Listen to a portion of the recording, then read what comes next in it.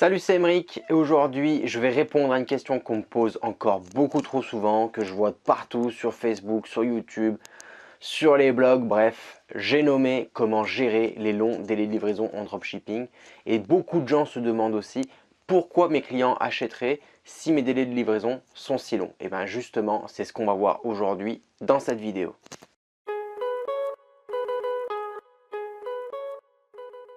Alors déjà, si tu te poses cette question, c'est peut-être que tu n'as pas vraiment compris le concept du dropshipping et le fait de se spécialiser et que ton choix de niche, le choix de tes produits ou même ta stratégie ne sont pas bonnes.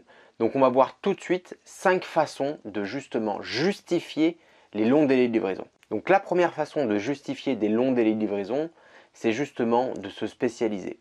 Pourquoi? Parce que lorsqu'on devient spécialiste dans un domaine particulier, on est à même d'offrir des produits que d'autres ne peuvent pas offrir, tout simplement. On a une profondeur de gamme et aussi une largeur de gamme, donc un choix de catégories qui est beaucoup plus large que nos concurrents, qui sont plus généralistes par exemple, ou que des grandes boutiques, des grands magasins, des supermarchés, etc. etc. D'où l'importance de se spécialiser. Le deuxième point concerne tout ce qui est nouveauté et design.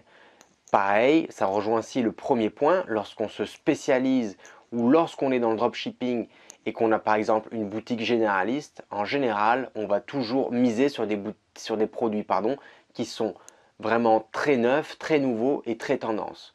Donc il faut aller très vite, c'est pour ça que surtout les boutiques généralistes sont quelque part, selon moi, plus compliquées à gérer, car il faut vraiment surfer de tendance en tendance afin de trouver les bons produits à mettre en avant.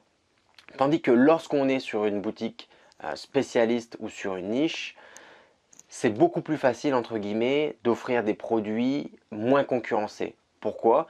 Parce que vous êtes sur une niche, sur un créneau spécialisé, donc forcément moins de concurrence que toutes les boutiques généralistes. Je pense que vous l'avez vu par vous-même, mais des boutiques généralistes proposant les mêmes produits, il y en a par milliers. Le troisième point concerne bien sûr le prix. Lorsqu'on se spécialise, on est à même d'offrir des prix plus compétitifs que certains de nos concurrents qui ne sont pas spécialisés ou qui ont par exemple une boutique en centre-ville. Pourquoi? Parce que le prix d'une boutique, le coût que ça engendre sur le prix des produits, justement, va être beaucoup plus important que le coût de faire tourner une boutique en ligne. Donc logiquement, lorsqu'on se lance dans le dropshipping, si vous choisissez bien votre niche, vous allez être à même de pouvoir offrir des produits plus compétitifs que pas mal de boutiques physiques ou pas mal d'autres boutiques spécialisées. Le quatrième point concerne tout ce qui est communication, marketing et puis la façon de présenter le produit. Donc en fait, lorsqu'on se met dans le dropshipping aussi, il faut toujours en général miser sur des produits qui sont beaux à l'œil, qui ont des belles présentations, qui en jettent en gros. Pourquoi? Parce que lorsque vous faites du dropshipping, la plupart d'entre vous, je pense, faites aussi de la publicité sur Facebook. Et sur Facebook, les gens n'y vont pas pour acheter ou pour faire du shopping. Donc qu'est-ce qui se passe? Pourquoi en fait la publicité Facebook marche? C'est que ça fait appel à l'émotion des gens, ok? Et les gens vont ensuite faire ce qu'on appelle en marketing un achat impulsif. Donc c'est un achat qui est purement guidé par l'émotion et non pas par la logique. Et enfin, le cinquième point qui est selon moi l'un des plus importants aussi, c'est d'apporter des services et une valeur ajoutée pour vos clients. En effet, certaines personnes n'achèteront jamais sur AliExpress ou sur ce genre de site car ils n'ont tout simplement pas confiance aux fournisseurs, ils n'ont pas confiance en l'image que donnent ces sites et en général, ce genre de site, il ne faut pas se leurrer, offre un niveau de service très bas avec un service client parfois inexistant ou alors qui répond en anglais ou dans un français complètement cassé parce qu'ils utilisent Google Translate. Donc voilà, il existe en fait de multiples raisons pourquoi les gens n'achèteraient pas sur AliExpress directement et continueront d'acheter sur des boutiques spécialisées. C'est pareil pour la petite boutique physique en bas de chez vous. Pourquoi quelqu'un ira acheter dans cette boutique physique plutôt que d'aller acheter par exemple chez Decathlon ou dans des grandes boutiques spécialisées qui offrent des prix bien souvent plus attractifs? C'est tout simplement pour obtenir du conseil, pour obtenir du service. Donc c'est là aussi qu'il faut que vous vous battiez. Il faut que vous proposiez un service de qualité qui puisse amener une valeur ajoutée à votre offre et à vos produits, tout simplement. Donc justement, quelles sont les solutions pour pallier à ces longs délais de livraison lorsqu'on fait du dropshipping? Donc premièrement, c'est de bien se positionner. Si vos produits sont exclusifs, qu'on ne peut pas les trouver dans des grandes surfaces ou dans des boutiques généralistes, et qu'en plus de ça, vos prix sont plus compétitifs que vos concurrents, dans ce cas-là, vous êtes déjà bien placé. Deuxièmement, c'est de toujours annoncer les délais de livraison et d'être transparent là-dessus. Donc vous pouvez par exemple annoncer vos délais de livraison dans une page spécialisée, spécialement réalisée pour les délais de livraison, dans la foire aux questions, dans vos conditions générales de vente et aussi sur la page produit. C'est toujours intéressant de mettre sur la page produit, d'annoncer les délais de livraison. Vous allez aussi avoir la possibilité de mettre les délais de livraison dans la méthode, le choix de la méthode de livraison juste avant le paiement, où la personne doit justement choisir la méthode de livraison. Vous avez la possibilité ici de, par exemple, nommer votre méthode de livraison standard, 2 à 3 semaines, quelque chose comme ça. Le troisième point important, c'est de rappeler les délais de livraison à deux moments principalement. Premièrement, une fois que le client a passé sa commande, il va recevoir un email donc automatique, une notification du système du CMS que vous utilisez. Donc en l'occurrence, pour la plupart d'entre vous, je pense Shopify ou PrestaShop par exemple.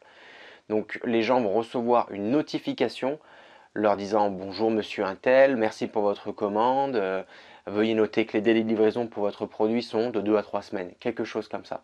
Et vous allez pouvoir aussi, encore une fois, répéter les délais de livraison lors de l'email envoyé après l'expédition du colis au client. Donc auquel cas ça ressemble à un email bonjour monsieur Untel, nous avons le plaisir de vous annoncer que votre colis est maintenant expédié, veuillez compter entre 2 à 3 semaines avant de le recevoir, quelque chose comme ça. Voilà donc pour les 3 solutions afin de justement pallier à ces longs délais de livraison. Un quatrième point maintenant, concernant justement les périodes comme Noël ou les périodes de fête, il est vrai que pas mal de gens commandent en espérant recevoir le produit avant Noël. Dans ce cas-là, on met en place en e-commerce ce qui s'appelle une cut-off date ou une date de coupure où on va justement annoncer au client qu'après avoir commandé à partir de telle date, l'entreprise ne sera plus à même de garantir la livraison avant le 24 décembre par exemple. Donc ça c'est vraiment très commun, énormément de boîtes le font dans le e-commerce, notamment aussi des acteurs majeurs du e-commerce. Donc n'hésitez pas aussi à modifier rapidement vos descriptions de produits pendant les périodes de fête ou encore une fois à rajouter une petite note dans vos conditions générales de vente ou dans la page dédiée au service de livraison. Et enfin donc le 5e point de cette vidéo que beaucoup de dropshippers ne pensent pas vraiment à faire ou n'osent pas peut-être prendre le risque, c'est tout simplement à partir du moment où vous commencez à avoir des ventes régulières, c'est de créer un petit stock. Donc contactez votre fournisseur sur AliExpress, contactez votre fournisseur sur d'autres sites, peu importe le site où vous passez, ou si vous avez des fournisseurs en direct, même en France, etc. Parce qu'il existe aussi des fournisseurs en France qui font du dropshipping. Donc contactez ces fournisseurs-là et puis créez un petit stock, achetez 3-5 produits. Bien souvent, vous allez être à même de négocier des meilleurs coûts d'achat. Ok, donc vous allez améliorer votre marge. Et puis deuxièmement, vous allez être à même d'utiliser le délai de livraison comme un argument de vente. Avant, le délai de livraison était plus ou moins un frein, on va dire, pour l'achat. Et aujourd'hui, votre délai de livraison, une fois que vous avez un stock, peut justement être un argument de vente.